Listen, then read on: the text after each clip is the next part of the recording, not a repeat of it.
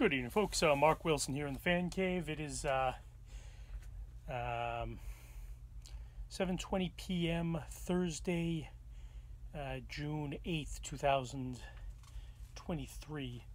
Now, this here is an Emerson heat fan. It's one of those funky motors. It's like not quite a K63, but it's bigger than a K55 or whatever, and I forget what it's called. It has a name, but anyway, I acquired this at one of the Fanimation meets, I think, and I'm drawing a total blank on how and where I acquired it from.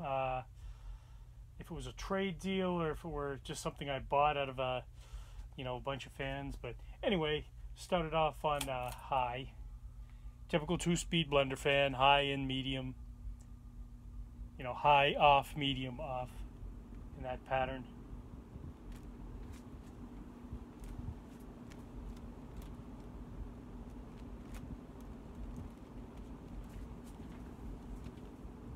Oh yeah, this thing flies.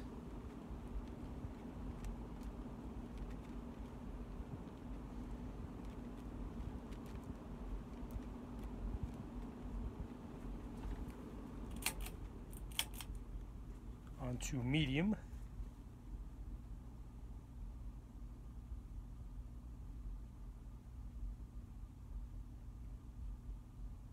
Now for the spin down.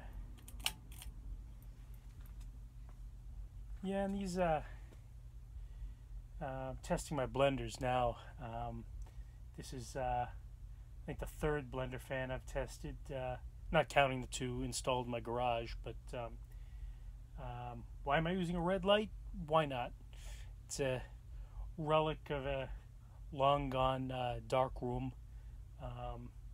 So anyway, I want to thank you folks for watching. Please do stay tuned for more fan videos. Like and subscribe if you would.